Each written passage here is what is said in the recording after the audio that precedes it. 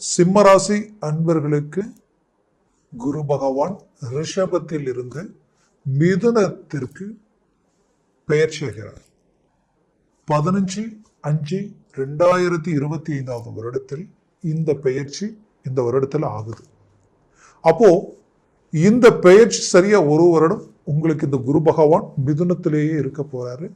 அந்த மிதுன குரு உங்களுக்கு எப்படி இருப்பாருன்னு பாத்தீங்கன்னா லாபஸ்தானத்தில் இருக்க போறாரு. லாபஸ்தானம்ன்றது உங்களது வாழ்க்கையில நீங்கள் அடையக்கூடிய லாபங்களை குறிக்கும். முதல்ல லாபம், எதுலையுமே நமக்கு ஒரு லாபத்தை உண்டாக்கக்கூடிய ஒரு அருமையான ஒரு இடம் தான் அந்த இடம். அந்த இடத்துல பிரகஸ்பதி குரு பகவான், இந்த குரு பகவானாகப்பட்டவர் அந்த இடத்துல நின்று 180 டிகிரியில உங்களுடைய பஞ்சமஸ்தானத்தை பார்க்கிறார், 5ஆம் வீட்டை பார்க்கிறார். 5ஆம் இடம்ன்றது அதிர்ஷ்டத்திற்குரிய இடம், அடுத்தது புத்திரபாகியத்திற்குரிய இடம், அதற்கும் அடுத்தது பூர்வீக சம்பந்தப்பட்ட இடத்திற்கு அந்த அமைப்பு. பிளஸ் அந்த இடம் உங்களுக்கு ஆசைகளும் ஆழ்ந்த சிந்தனைகளுக்குரிய இடம். அப்போ இந்த இடம் எல்லாமே பிரகஸ்பதியுடைய பார்வை 180 டிகிரியில விழும் பொழுது பெரிய லெவல்ல உங்களுக்கு ஹை growth கிடைக்க போகுது. அப்போ குரு பார்வை கோடி நன்மைகளை அளிக்கக்கூடிய ஒரு அருமையான அமைவு இந்த இடத்துல உருவாகுது. அப்போ குரு பார்வை ஒரு பார்வை மட்டுமல்ல, 3 இடங்கள்ல குரு பார்வையினுடைய பார்வை விழும். அப்போ ஒரு விதத்துல உங்களுக்கு பஞ்சமஸ்தானத்துல விடுது. அடுத்தது உங்களுக்கு எங்க விழும் அப்படின்னு பார்த்தோம்னா 3ஆம் பாவத்துல விழுது. 3ஆம் பாவம்ன்றது தைரியம், வீரியம், துணிச்சல், சகாயம், பின் சகோதரன், சப்போர்ட்டிற்குரிய ஒரே இடம் அது.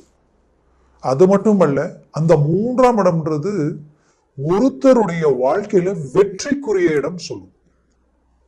அடுத்தது குரு பார்வை விழக்கூடிய இடம் பார்த்தீங்கன்னா உங்களுடைய 7ஆம் வீட்டுல குரு பார்வை விழுது.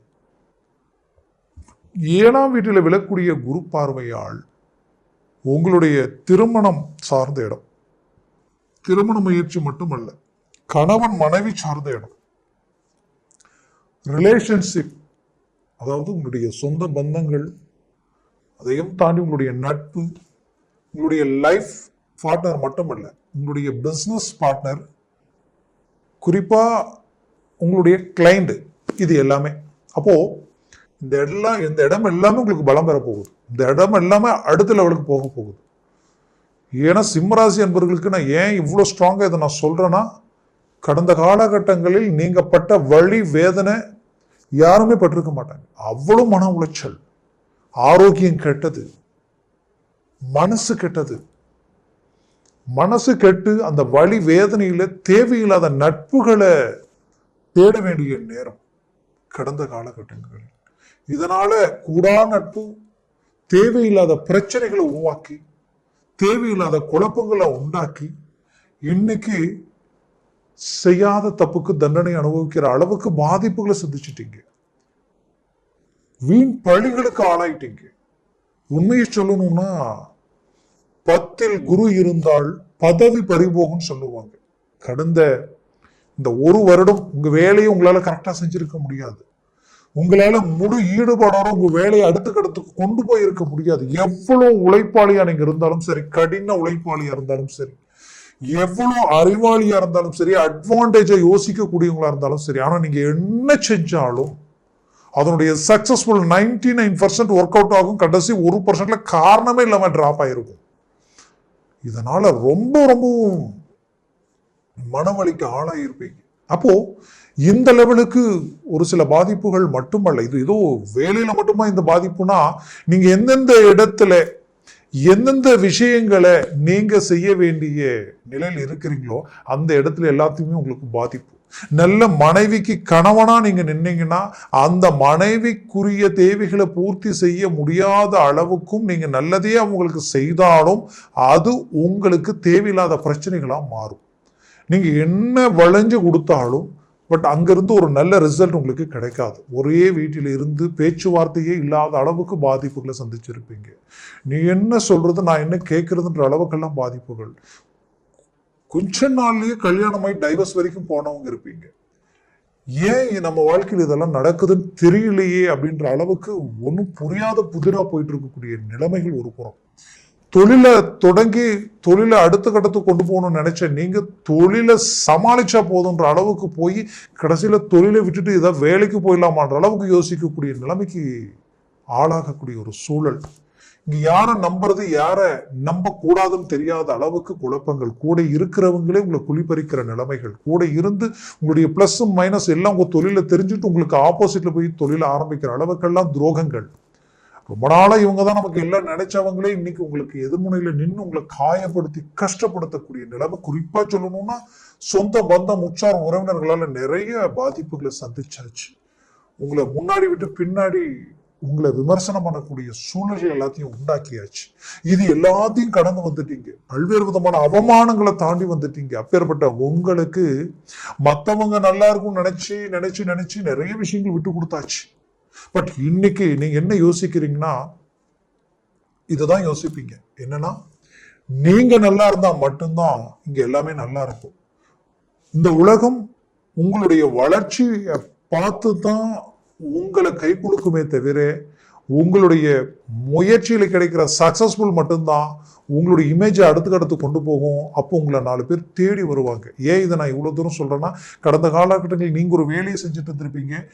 நீங்க இந்த தொழில் செஞ்சா நல்லா இருக்கும்னு சொல்லிட்டு தொழிலை செய்ய சொல்லி கடைசியில் அந்த தொழில் சார்ந்த விஷயங்களுக்கு இன்வெஸ்ட்மெண்ட் பண்ணி செய்யும் பொழுது உங்களை சுத்தி எல்லாரும் வந்து கை குலுக்கி நின்று நல்ல சப்போர்ட் பண்ற மாதிரி இருந்திருக்கும். அதே தொழில் அப்படியே டவுன் ஆக ஆக ஆக அப்படியே ஒவ்வொருத்தராகவும் மட்டும் விலகி போயிருப்பாங்க.